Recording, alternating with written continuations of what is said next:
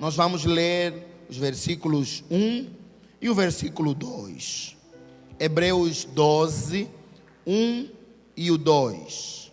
Graças a Deus. Louvado seja o Senhor, o nosso Deus. Aleluia. Glória a Jesus. Deixa eu ver aqui. Mateus, você ligou o pendrive que eu dei para você?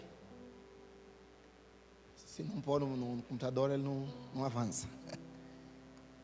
Ok. Você achou? Pode dizer amém? Portanto, a versão que eu estou usando é a King James, mas vamos usar a revista corrigida, né, a tradicional da Assembleia de Deus.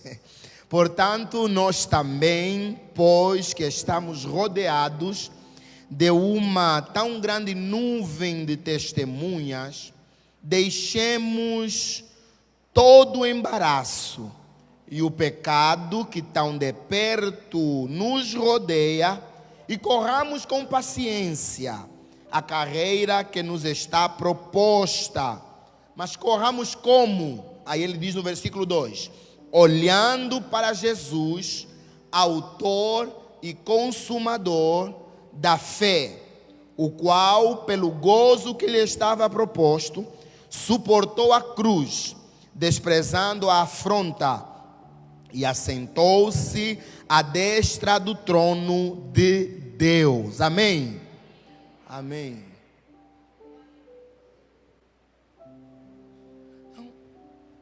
O PowerPoint está no desktop para vocês. Isso, é só fazer ele, apresentação, pronto, obrigado. Hoje eu quero conversar com os irmãos. Raízes da nossa fé, a proposta é fazê-la de um modo bem devocional. Tá? A ideia não é trazer uma série de ministrações teológicas apenas, tá?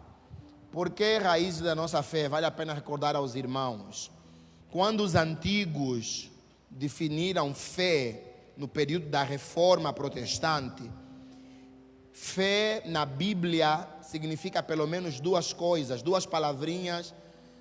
Me perdoem, vou usá-las só agora, depois não falo mais em língua estranha humana.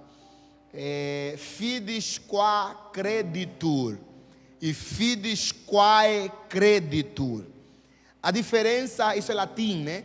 A diferença é bem pequena, é que tem uma lá que é um A e o outro é um E. Fides qua creditur é a fé com que se crê, e fides quae creditur é a fé em que se crê.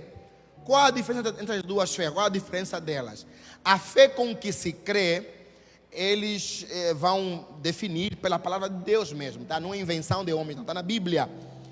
É quando a Bíblia está falando assim, daquela vocação ou daquela situação dentro de nós que nos permite crer em, por exemplo, no impossível, de modo bem simples. Crer, como o presbítero Anderson orou aqui, que após a oração, Deus de fato curou doentes, fosse de Covid, de câncer ou de qualquer outra enfermidade. Fé que nos faz crer que quando Jesus voltar, nós seremos arrebatados. Amém ou não amém? Subiremos ao encontro do Senhor nas nuvens, como diz a palavra de Deus. É uma fé que nos permite crer, não baseado naquilo que vimos, não baseado naquilo que experimentamos, não baseados naquilo que sentimos, mas fé, porque a gente tem dentro de nós esse tipo de fé. Só que essa fé, por exemplo, nós oramos pelos doentes, não apenas porque tem pessoas doentes, mas porque a gente entende que ao orarmos a Deus, o Senhor vai curar. E esse entendimento vem então por causa da fides quae creditur, a fé em que se crê. Isso é, em outras palavras, a nossa fé, ela tem conteúdo. Perdão. A nossa fé, ela tem eu gosto de uma palavra aqui do Brasil, tem substância. Não é uma fé vazia, uma fé aleatória, inócua, não. Nós oramos pelos doentes, porque a Bíblia nos ensina que se tiver alguém doente, a oração da fé fará o quê? Salvará o doente. A Bíblia nos mostra que Jesus Cristo, ao longo do seu ministério, orou por doentes, e eles foram o quê? Sarados. E ele mesmo disse aos seus discípulos: eis aí vos dou poder e autoridade, para fazer o quê? Para curar os enfermos. Então, porque a Bíblia nos ensina isso, essa fides quae creditur, então eu tenho fé para continuar crendo. Aí, talvez você consiga entender melhor, quando a Bíblia diz assim, olha, e a fé vem pelo ouvir, e o ouvir a palavra de Deus. Numa tradução mais antiga diz assim, olha, a fé vem pelo ouvir, e o ouvir a pregação da palavra de Deus. Então, quanto mais eu aprendo sobre Deus, aprendo sobre a vontade dEle, mais eu tenho fé. Então, raízes da nossa fé, exatamente nesse sentido, de nós termos ou adubarmos essas duas fé, tá? Entendermos o nosso Deus, entendermos aquilo que a Bíblia nos revela que é a sua vontade, e a partir desse entendimento, aumentarmos a nossa fé. Porque os dias são maus. E a Bíblia fala assim: se te mostrares frouxo, ou se a tua fé for pouca no dia mau, se tu mostrares frouxo no dia mau, a tua fé será o quê? Pouca. Então precisamos crescer em fé. E para isso, então estamos falando de raízes da nossa fé. Portanto, hoje vamos falar um pouquinho sobre somente Cristo. Isso aí é outro latim, desculpa, é mesmo só agora, tá? Solus Christus, é somente por Jesus, ou então somente Jesus. Aí o texto que nós lemos, e o meu passador do slide não quer funcionar, ok? Foi. Então é a centralidade de Jesus na fé cristã. É isso que nós queremos ver hoje com os irmãos. A centralidade e o principal fundamento da fé cristã está assente na pessoa de Jesus Cristo. Jesus é Ele o centro, é Ele o nervo principal, a rocha angular, né? Como a Bíblia mesmo fala a partir do apóstolo Paulo. Ele é a pedra de esquina que foi colocada pelo Senhor, ainda que os homens tivessem rejeitado. Ele é a pedra principal. Quando ele escreve para João em Apocalipse, no capítulo 1, ele diz assim: eu sou o alfa e o ômega, o primeiro e o último, o princípio e o fim. O texto que lemos de Hebreus diz que ele é o autor e o quê? O consumador. Essa palavra consumador tem pelo menos dois significados nesse texto de Hebreus. O primeiro significado é: eu sou o autor e a razão. Consumador, vou trocar por razão. Eu sou a razão da vossa fé. E razão aqui não é apenas como motivação, mas é como justificativa. Eu sou a justificativa da vossa fé. Em outras palavras, ele diz assim: olha, não se turbe o vosso coração, crede em Deus, crede também em mim. Na casa do meu pai há muitas moradas. Eu vou para lugar e voltarei outra vez para vos buscar. Por que nós cremos que vamos ser arrebatados? Porque Jesus falou. Outra coisa, um outro exemplo. Ele disse assim: olha, quem vem a mim, ele disse para Marta Marta e Maria, né? Lá em João 11. Aquele que crê em mim já passou da morte para a vida eterna. Nós só cremos assim porque Jesus falou isso. Então, a centralidade e o fundamento, a base principal da fé cristã se resume, tem seu sentido de ser na pessoa de Jesus Cristo, nosso Senhor. Amém, meus irmãos? Então, entender quem Ele é, o seu nascimento a sua vida e ministério, a sua morte e ressurreição é importantíssimo a fim de entendermos a fé que nós professamos.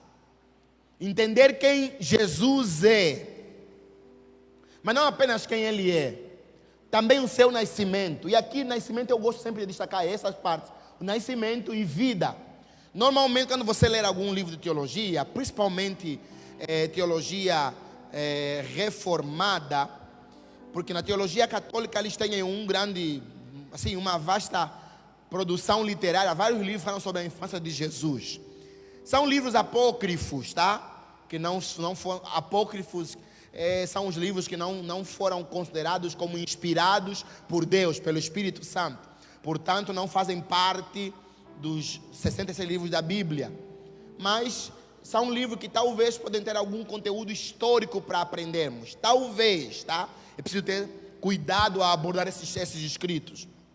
Mas o que quero dizer é, quando você lê esses outros textos bíblicos, ele fala muito da sua pessoa, de quem Jesus é, da sua morte e ressurreição. Mas eu gosto de destacar o nascimento de Jesus, é a vida de Jesus, porque neste nascimento e na sua vida também há bases, também há fundamentos, também há alimento para a nossa fé. Então, entendermos essas verdades sobre Jesus é importante para que consigamos não apenas entender melhor, mas viver melhor a fé que temos em Deus. Então, em tempos onde muitos estão estabelecendo tantas coisas como fundamento, tantas pessoas como base. Hoje mesmo estava acompanhando uma live de uns amigos meus em Angola, e são meus amigos, tá? Mas uma coisa que eu não entendo, eu vejo muito fazerem em Angola, e aí, falam assim, tem texto bíblico que apoia isso. Só que esse texto, as pessoas acho que tirou um pouquinho do contexto. Falam assim, olha, o Deus do presbítero Anderson também é o meu Deus. Quer dizer, a relação dele que ele tem com Deus é intermediada pelo presbítero Anderson. Fala assim, o Deus do pastor tal também é o meu Deus. Não, a Bíblia diz que Jesus Cristo, Ele é o único caminho, a única verdade, a única vida que leva para Deus. Eu não preciso de intercessor. Eu estou na condição de pastor aqui na igreja. Porém, eu não sou o pastor da igreja. Eu sempre falo isso aqui. O pastor da igreja, seu nome é Jesus Cristo. O pastor da igreja é o Espírito Santo de Deus. Deus é o próprio pastor da igreja. Nesse sentido, quem cuida de nós é o próprio Deus. Por mais que eu, Benício, na condição de pastor local, ore e jejue, se Deus não desejar responder, nada vai acontecer. Mas se eu não orar e não jejuar, Deus ainda assim vai fazer na vida de quem Ele quer, porque Ele é Deus. Ele não está limitado pelas minhas orações enquanto pastor aqui na igreja. É minha responsabilidade orar pelos irmãos. Sim, é minha responsabilidade fazer isso. Porém, a minha responsabilidade não limita o amor de Deus. Então eu não preciso falar assim, o Deus do pastor Benício, ou então o Deus do pastor Elias também é o meu Deus. Não, porque o Deus do pastor Elias também é o meu Deus mesmo. Então, em vez de eu passar pelo nome Elias, eu vou direto para Deus. A gente parece, e aqui, se tiver alguém que é católico, me desculpe, né? Mas a gente não pode ser falso ou mentiroso, porque aí vamos fechar a Bíblia. Nós, os protestantes ou evangélicos, nós não cremos na intercessão de santos. Por isso a gente não ora para o santo fulano, santo beltrano, santo silcrano. Não, a gente ora para quem? Para Jesus. Só que parece que alguns evangélicos estão regredindo. Eles criaram novos santos. Só não chama de santo, mas tem novos santos. O apóstolo tal, o sumo sacerdote tal, o patriarca tal, o profeta tal, o vice-deus tal. E eu ponho assim, Deus, esse homem e depois o restante dos humanos aqui embaixo. Não. Eu, na condição de pastor, presbítero Anderson, o diácono Ivanildo, cooperador irmão Natal, a Júlia aqui da igreja, todos nós estamos debaixo do mesmo nível na graça de Deus. Funções e responsabilidades são outras coisas, outras realidades. Mas diante de Deus, no acesso que temos a Deus, é igual, não é diferente. E algumas pessoas, isso sabe, diácono Ivanildo, não deixe na cabeça. Por quê? Porque vêm do catolicismo e saberão, devotos demais. E lá o padre é santo padre. Só que o crente não é santo crente. O crente é só crente. Mas o padre, ele é santo padre, é o santo papa, e aí vai. Então cria-se castas espirituais. Quando em Deus, Paulo diz assim em Efésios: não há grego, nem judeu, bárbaro, nem cita, homem, nem mulher, livre ou escravo, mas Cristo é tudo em todos.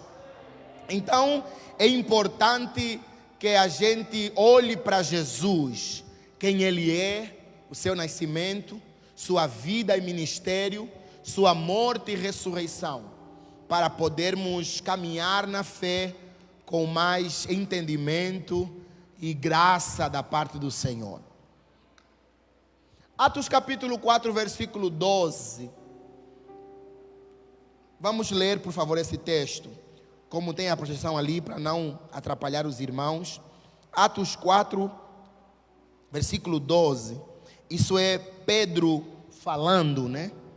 O apóstolo Pedro, depois que então ele está agora discursando aí para o sinédrio, né? E Pedro fala assim, ó: e em nenhum outro há salvação, porque também debaixo do céu nenhum outro nome há dado entre os homens, pelo qual devamos ser salvos. E esse outro que ele está falando de quem é? É Jesus, o nosso Senhor. Então, Dr. Joel Beck, ao falar sobre a centralidade de Jesus para o protestantismo, ele afirmou que a teologia reformada afirma que a Escritura e a sua doutrina sobre a graça e fé enfatizam que a salvação é somente por Cristo, isto é, Cristo é o único Salvador. Então, não há outro Salvador, não há outro nome dado debaixo do céu, pelo qual devamos ser salvos, a não ser no nome do Senhor. É o que diz a palavra de Deus. O Rick Zwinglio é um pré-reformador, né? Zwinglio, ele disse o seguinte: Cristo é o cabeça de todos os crentes, os quais são o seu corpo, e sem ele o corpo está morto. Cristo é o cabeça de todos os crentes, os quais são o seu corpo. Cristo é o cabeça, e a cristandade, todos aqueles que professam a fé em Jesus, são o corpo de Cristo, não é os corpos, né? Então, Jesus só tem um corpo na terra. Enquanto nós temos Assembleia de Deus, Missão, Assembleia de Deus Madureira, Assembleia de Deus Restauração, Assembleia de Deus Famílias em Cristo, Assembleia de Deus Vitória em Cristo, Assembleia de Deus Avivados para o Arrebatamento, Assembleia de Deus Cheios de Poder, Assembleia de Deus do Cheiro de Jesus, Assembleia de Deus dos Meninos de Jesus. Tem um monte de Assembleia de Deus, né? Mas Jesus, ele só tem uma igreja, e essa uma igreja é o seu corpo. Então ele não tem denominações. Jesus não é pró-assembleia, né? Hashtag fechado com a Assembleia de Deus. Não, Jesus nunca disse isso, jamais fará isso. Ele é fechado com aqueles que o adoram em espírito e em verdade, independente se é em Samaria, se é em Jerusalém, se é no Brasil, se é na China ou aonde quer que seja. Então, Jesus, ele tem o seu corpo, e o seu corpo é a igreja. E aí é interessante a metáfora, né? Porque aqui chamam calango, né? Aquele lagarto enorme assim. Quantos já viram um calango sem cauda? Eu já vi, um instante. Se você pegar um calango e cortar a cauda dele, ele vai morrer? Não morre. Quem tem cachorro aqui? Um monte de gente. Eu não tenho mais, eu tive um já, morreu. Quem tem cachorro com a cauda cortada? O Hércules tem. Tem gente que corta a cauda do cachorro. Tem. Já nasceu cortando. Essa aí já é especial. A questão é: se eu cortar a cauda do cachorro, ele morre? Não. Não morre. Agora, se eu cortar a cabeça dele, vai morrer ou não? Porque a cabeça é o centro, né? Jesus é o cabeça e nós o corpo. Então não é possível ser igreja de Jesus desligado da cabeça. Evangelho de João capítulo 15. Toda vara que está em mim dá fruto, o que eu faço? Limpo-a para que dê mais fruto. A que está em mim e não dá fruto, vai fazer o quê? Vai ser cortada e jogada fora no fogo. Ele depois fala assim: olha, sem mim nada podeis fazer. Então, Jesus é o centro. O centro é Jesus e não há outro. Então, sobre a identidade de Jesus, quem Jesus é? Isso aqui é apenas revisão, mas vamos lá. João capítulo 1, versículo 1. No princípio era o verbo, e o verbo estava com Deus, e o verbo era Deus. Na Bíblia, tradução do Novo Mundo, diz assim: no princípio era a palavra estava com Deus, e a palavra era um Deus. Dois erros graves, né? Primeiro, que eles vão usar a palavra um Deus, que é um acréscimo já no original, para distinguir Deus desse um Deus. Segundo erro, eles vão dizer que era um Deus com D minúsculo, portanto um demiurgo. Demiurgo, isso é, Deus que disse que não há outros deuses, diz que tem um Deus que estava com ele no princípio. Eles estão advogando ou falando em favor do politeísmo. E aí falam que os cristãos é que são politeístas, porque cremos na Trindade. Mas não, a Trindade não tem a ver com dois deuses, tá? É um Deus em três pessoas diferentes. Então, no princípio era o verbo. Esse verbo quem é? Era Jesus. Quando lemos Gênesis capítulo 1, no princípio criou Deus os céus e a terra. E a terra sem forma e vazia, e o Espírito de Deus parava sobre as águas. E disse Deus: haja luz, e houve luz. Esse disse Deus, a palavra de Deus, quando lemos em Hebreu diz assim: pela fé, entendemos que os mundos foram feitos não do que é aparente, mas do que não se vê, porque pelo poder da sua palavra, tudo foi criado. O poder da palavra, a palavra criou tudo. Mas que palavra é essa? É esse verbo que está aí. E que verbo é esse? É o próprio Deus. No princípio era o verbo, e o verbo estava com Deus, e o verbo era Deus. Esse verbo, João está se referindo de quem? De Jesus. Porque basta nós continuarmos a ler o versículo 14. Diz assim: e o verbo se fez o que, irmãos? Carne. Então não poderia ser outro ser a não ser Jesus. O verbo se fez carne e habitou entre nós. Portanto, esse verbo é Jesus que habitou entre nós. Jesus, Isaías capítulo 9, versículo 6. Diz assim: porque um menino nos nasceu e um filho se nos deu, e o principado está sobre os seus ombros, e o seu nome será Maravilhoso, Conselheiro, Deus Forte, Pai da Eternidade e Príncipe da Paz. Só dois títulos aqui que vamos destacar, os restantes não precisa, mas Deus Forte.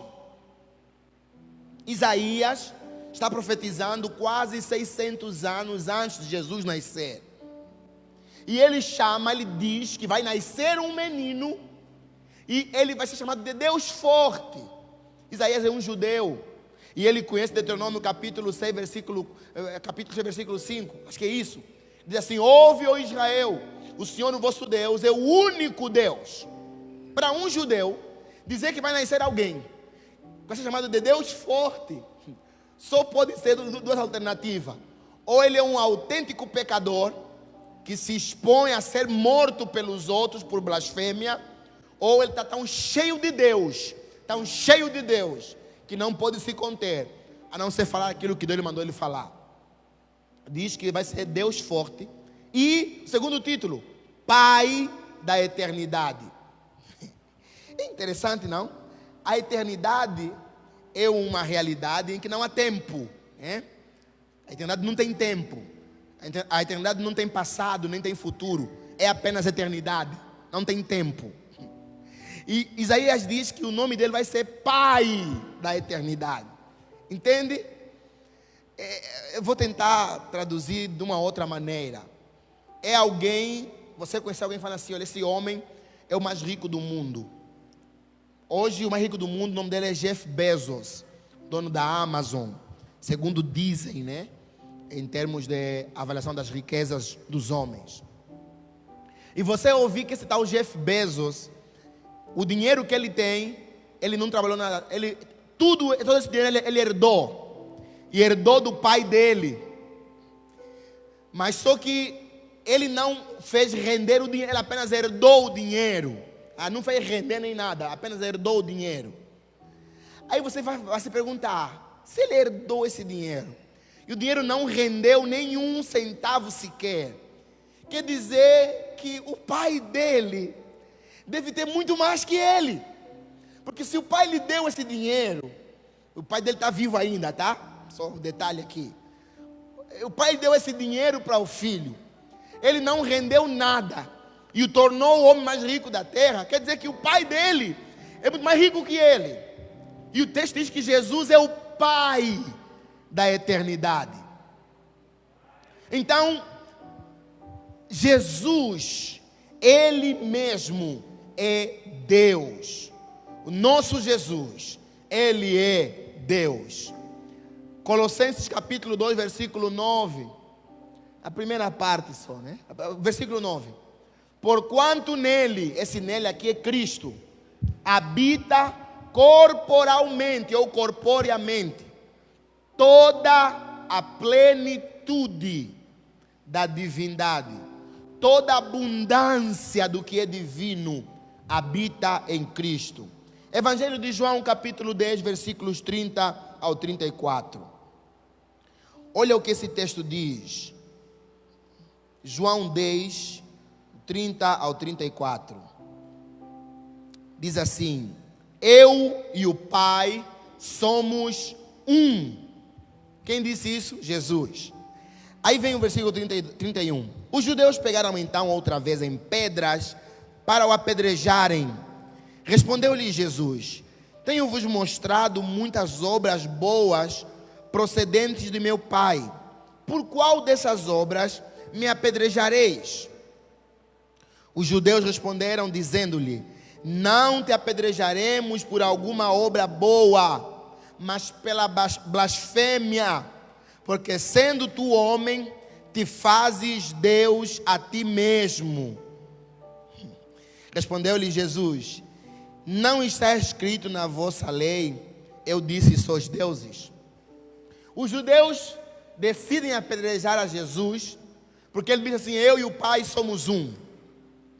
Porque eles entenderam o que Jesus queria dizer. Assim, eu e o Pai, não há diferença nenhuma. Eu sou o Pai sou eu. Eu e o Pai somos um. Aqui tem a ver com essa questão da essência de Deus. Eu disse outra vez no estudo da escola dominical, que quando pensamos na essência de Deus, em Jesus ser 100% homem e 100% Deus, precisamos entender algo.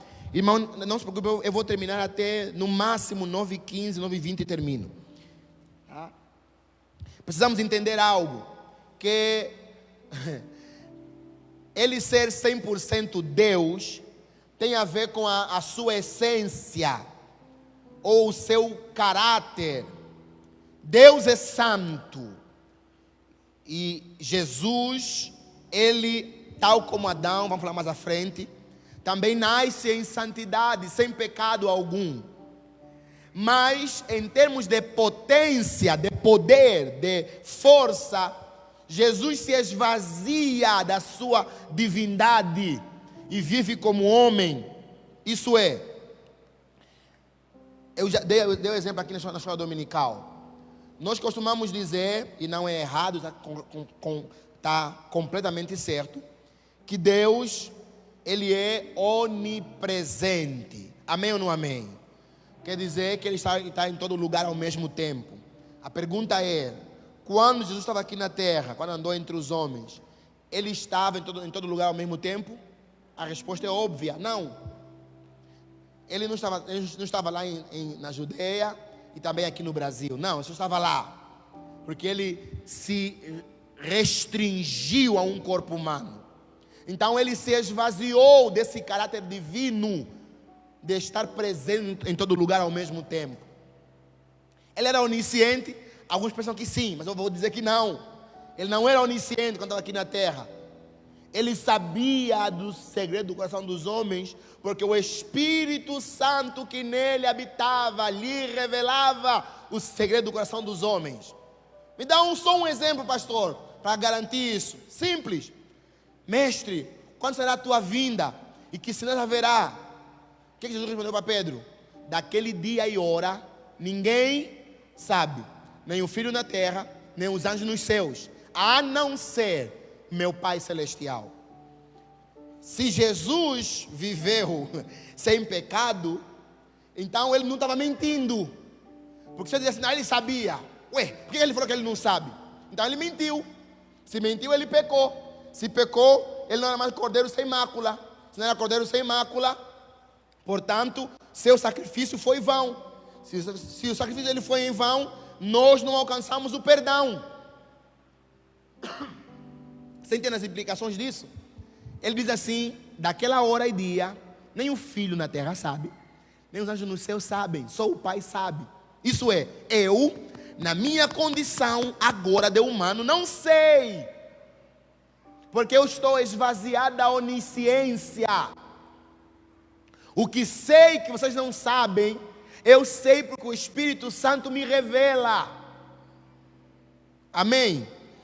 Então vamos prosseguir aqui. Nele habitava corporeamente toda a plenitude da divindade, porque ele e o Pai são um. Por isso que ele diz assim depois quando ele ressuscitou, diz assim, todo o poder me foi dado no céu e na terra. E aqui eu resgato o último atributo das onis, né? Tem a onipresença, onisciência e onipotência. Se ele diz que todo o poder me foi dado, é porque ele não tinha antes. Porque ele se esvaziou. Filipenses capítulo 2, que haja em vós o mesmo sentimento que houve em Cristo Jesus. O coração na forma de Deus, não tem os braços igual ao Pai, mas se aniquilou a si mesmo, ele se esvaziou. Então, ele é Deus. Ele é Deus. Seu nascimento. O nascimento de Jesus foi um evento muito importante. E importante para todos nós, né? Deus veio à terra, como lemos João capítulo 1, e viveu entre nós como um homem. A própria história foi dividida em antes e depois do seu nascimento. Apesar que hoje, né, há uma revisão historiográfica, em boa parte por causa de pressupostos ateístas, né, que se escondem como pressupostos científicos. E na escola agora é antes da era comum, né? E depois da era comum, né, irmã Elísia? Irmã Elísia é professora. Agora é 90 AEC, né? Antes da era comum.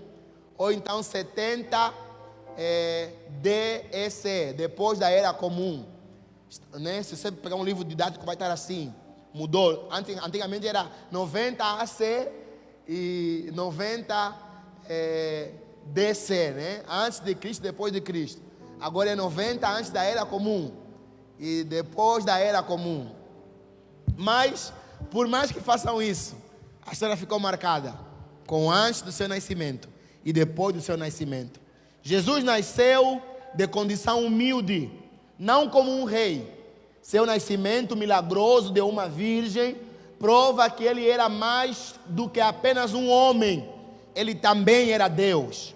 Ele nasceu com uma missão: salvar o mundo do pecado e nos unir novamente com Deus. Aí eu quero ler o texto de Isaías novamente, Isaías 9, do 1 ao 7. Porque esse texto traz algo importante sobre o seu nascimento, que a gente precisa atentar a esses detalhes. Diz assim, ó: mas a terra que foi angustiada não será entenebrecida. Ele envelheceu nos primeiros tempos, a terra de Zebulon e a terra de Naftali, mas nos últimos a enobreceu, junto ao caminho do mar, além do Jordão, a Galileia dos gentios. O povo que andava em trevas viu uma grande luz, e sobre os que habitavam na região da sombra da morte resplandeceu a luz. Tu multiplicaste este povo e a alegria lhes aumentastes. Todos se alegrarão perante ti, como se alegram na ceifa, e como exultam quando se repartem os despojos. Porque tu quebraste o jugo que pesava sobre eles, e a vara que lhe feria os ombros, o cetro do seu opressor, como no dia dos midianitas, no tempo de Gideão, né? Porque toda a armadura daqueles que pelejavam com ruído e as vestes que rolavam no sangue serão queimadas e vai acabar as guerras. Servirão de pasto ao fogo, porque um menino nos nasceu e um filho se nos deu, e o principado está sobre os seus ombros. O seu nome será Maravilhoso, Conselheiro, Deus Forte, Pai da Eternidade e Príncipe da Paz. Do incremento deste principado e da paz não haverá fim sobre o trono de Davi, e no seu reino, para o firmar e o fortificar em juízo e em justiça, desde agora e para sempre. O zelo do Senhor dos Exércitos fará isso. Resumindo, Isaías 9 diz assim, olha, nesses 7 versículos: havia tristeza, morte, guerras, desesperança, sem perspectiva, até que um menino vai nascer, e com o nascimento dele, a alegria vai entrar, a esperança vai entrar.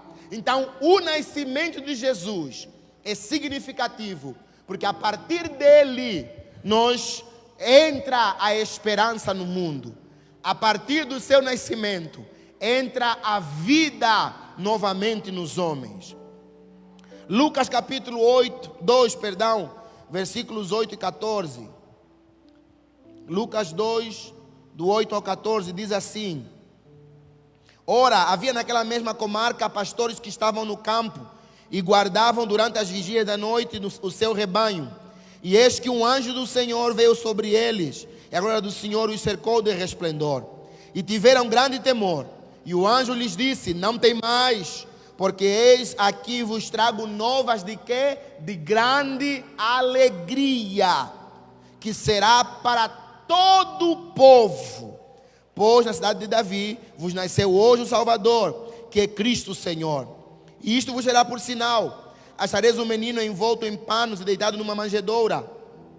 E no mesmo instante apareceram com o anjo uma multidão dos exércitos celestiais, louvando a Deus e dizendo: glória a Deus nas alturas, paz na terra, boa vontade para com os homens. Resumindo, o nascimento de Cristo é sinônimo do nascimento da alegria na terra. Porque antes disso o que havia era apenas condenação. Mas com o seu nascimento também nasce a esperança da reconciliação de Deus com a sua criação. Então, Jesus, agora sua vida e ministério, né? Sendo descrito pelo apóstolo Paulo como um homem perfeito, lá em 1 Coríntios capítulo 13, versículo 10, ou Efésios 4, 13, a obra redentora de Cristo não iniciou apenas quando ele morreu na cruz, mas toda a sua vida cumpre um papel importante na nossa redenção. toda a vida de Jesus é importante. É a partir dele que aprendemos a viver uma vida plena, que agrade a Deus, seja no aspecto espiritual, minha vida com Deus, no aspecto familiar, minha vida com os meus familiares, no aspecto social e ministerial. É a vida com Deus na plenitude. Então, olhando para Jesus, o modo como ele viveu, nós aprendemos também a viver uma vida que agrada ao Senhor.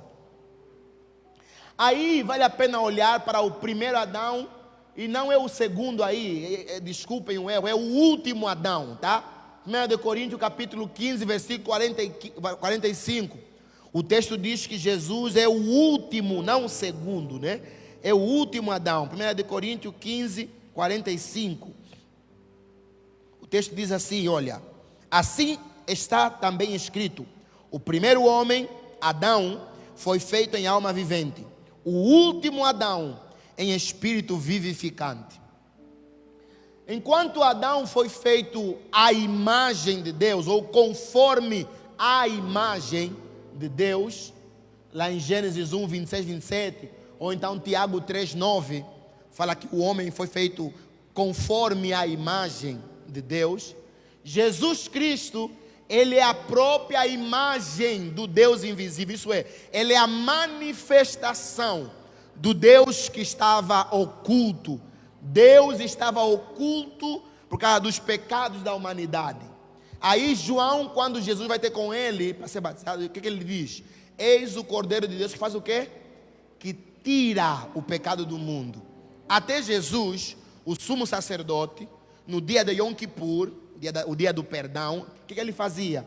Ele pegava um animal, impunha sobre ele as mãos, como transferindo os pecados do povo para esse animal. O animal era solto fora da cidade de Jerusalém. O segundo animal era degolado e com o sangue era espargido sobre o altar, né? Sobre o altar do holocausto. E esse espargir o sangue sobre a tampa da arca também da aliança era um gesto para dizer assim: estamos cobrindo, era para cobrir o pecado. O exemplo bem simples: quem em casa tem tapete? Eu tenho em casa, mas a gente não faz isso em casa não, a Lola não deixa. Talvez eu faria, mas ela não deixa não.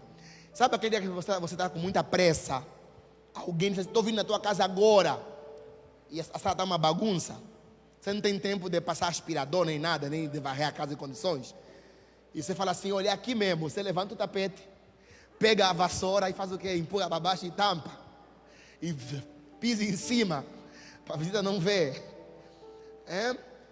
Cafar, né? Era isso, era cobrir. O sacerdote só cobria o pecado, ele não tirava. Até que vem Jesus, e João diz assim: eis o Cordeiro de Deus que tira o pecado do mundo. Então Jesus não guardou, não escondeu, não cobriu, ele tirou o pecado do mundo. Esse tirar o pecado, o que ele fez? Permitiu que Deus novamente se manifestasse e se relacionasse com os homens. Então, esse Adão nasce num contexto de perfeição, abundância aqui. Só que tinha lá um menino chamado serpente antiga, que o engana, e no lugar de perfeição, Adão peca. Jesus nasce num lugar de morte, que é o mundo agora, cheio de morte, cheio de pecado, mas nesse lugar cheio de morte e pecado, ele vive em perfeição. E ele triunfa sobre o pecado, sobre a morte e sobre o diabo. Tudo por causa de nós. Então, sobre o seu ministério, estamos caminhando para o fim já. 3 ofícios identificam e distinguem Jesus em sua missão. Quando falamos Jesus Cristo, a palavra Cristo se refere sempre a Jesus em ação, tá? Não a Jesus como Deus entronizado, mas é a Jesus aquele que serve. Por quê? Cristo é ungido, né? E o ungido aqui é alguém que foi ungido para uma missão. Então, quando eu falo assim, Jesus Cristo, eu estou invocando a um Cristo que quero que Ele me faça alguma coisa por mim. O Cristo servo, Senhor Jesus. Então, esse é o Jesus entronizado, é o Rei, o Senhor dos Senhores. Então, tem problema orar para Jesus Cristo, ou falar Jesus Cristo, ou então Senhor Jesus? Não tem problema, é o mesmo Cristo. Porque a Bíblia diz que até hoje, mesmo sendo o Senhor dos Senhores, Ele está no céu, fazendo o quê? Intercedendo por nós. Então não tem problema falar assim, Jesus Cristo, Senhor Jesus, mesma coisa.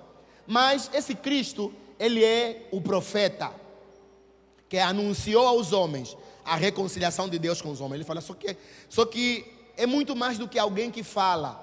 Ele é a própria mensagem de profecia, tá? Ele não apenas disse assim, olha, em Deus agora há reconciliação. Ele diz assim, eu sou o caminho, a verdade e a vida. Ninguém vem ao Pai, senão por mim. Ele é o sacerdote, o sumo sacerdote. Aquele que não apenas ofereceu um sacrifício, mas Ele mesmo se entregou. Ele disse para Pilatos, ninguém toma a minha vida, eu a dou voluntariamente. E Ele é o Cristo, o Rei dos Reis. E eu gosto disso. Diferente de Herodes, que quando ouviu que nasceu um rei dos judeus, cometeu infanticídio, matou um monte de criança, para não perder o seu trono. O Rei dos Reis, de fato, quando era a hora de exercer seu poder, Ele abriu mão do poder e foi na cruz morrer por nós, para nosso resgate e nossa salvação.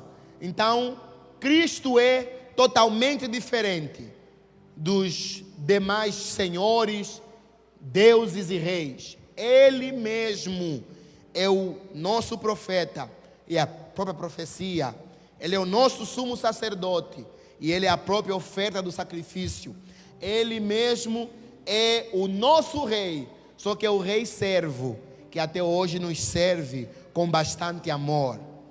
Então, 1 de João capítulo 2, versículo 2, o texto diz assim, e Ele é a propiciação.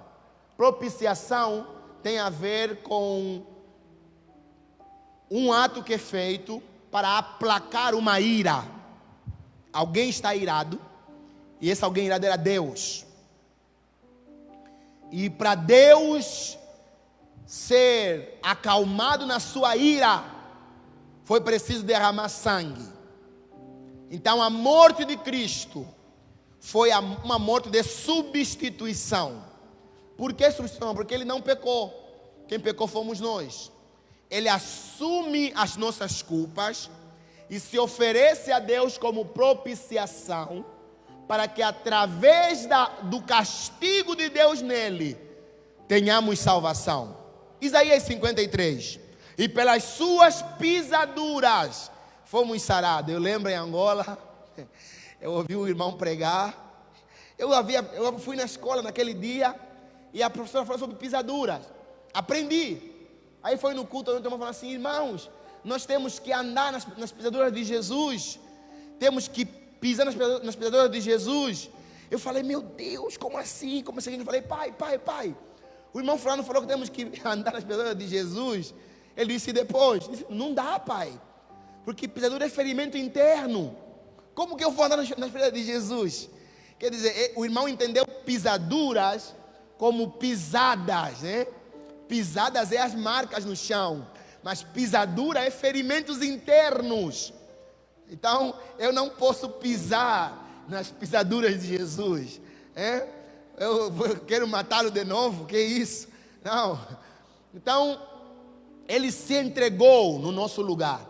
E por fim, porque se nós, Romanos 5,10, quando éramos inimigos, fomos reconciliados com Deus pela morte de seu Filho, muito mais estando já reconciliados, seremos salvos pela sua vida. Tudo isso para dizer apenas duas coisas. Primeiro, em quem ou no que está a nossa fé apoiada? Em nós? No nosso bom comportamento? No nosso cumprimento das ordens de Deus? Não faça, não vá, não mate, não rouba, não toca, não mexa, não olhe, não vê. Ou na pessoa de Jesus Cristo. Na quarta passada falamos sobre graça. É a graça. Sabe qual é a maior expressão da graça de Deus? É a pessoa de Jesus. Jesus, Ele mesmo, é a maior manifestação da graça de Deus na nossa vida. Então, nossa fé deve estar apoiada em Jesus, não no pastor, não no irmão que nos pregou a salvação. Não, não, não. É Ele o autor e o consumador da nossa fé. É dele que vem a nossa fé e é Ele quem aperfeiçoa a nossa fé. A segunda coisa é exatamente essa, que eu quero deixar com os irmãos. Jesus é o centro, portanto, se queremos viver uma vida cristã que de fato glorifica a Deus, sempre vou repetir isso e jamais vou me cansar disso. Devemos sempre olhar para Jesus. Mas não é olhar apenas para Jesus, no sentido de contemplá-lo, é imitar a Jesus. Sabe, se você quer saber se você é um cristão aprovado ou aprovada por Deus, qual é o teste? O teste é: olhe para a Bíblia, como Jesus viveu, e vê se você está imitando bem a Jesus ou não. Simples assim. Como Ele amava, como Ele perdoava, como Ele cuidava, como Ele ouvia, como Ele era paciente, como Ele não era ansioso. Olhemos para Jesus. Ele é a referência do que é ser cristão. Nele está tudo o que precisamos saber, que precisamos ter e viver, para vivermos em obediência ao nosso Deus. Jesus é o centro da fé cristã. Amém, meus irmãos? Você pode ficar em pé, por favor? Muito obrigado pela sua paciência. Que Deus em Cristo recompense sempre os irmãos. Na próxima semana estará conosco o pastor Dantas Júnior. Ele é pastor hoje na Central. Esteve aqui conosco já numa quarta-feira, no final do ano passado. Ele também pregou no último batismo que houve na Central, né? E ele vem falar conosco sobre a palavra de Deus. Pastor Dantas é bênção, servo de Deus. Vai estar conosco aí duas quartas-feiras. Então, dia 3 e dia 10, acho que é isso. Ele estará conosco, ministrando a palavra do Senhor. Podendo, não falte não, venha mesmo. Faça assim suas mãos, por favor. Que o grande amor de Deus, o nosso Pai, a graça do Senhor Jesus Cristo, nosso Salvador, a comunhão, a consolação e a orientação do Espírito Santo de Deus seja sobre sua vida, sobre cada família aqui representada e sobre todo o povo de Deus que está espalhado por toda a terra. E juntos dizemos com fé: amém. Amém. Vá em paz. Bom descanso no nome de Jesus.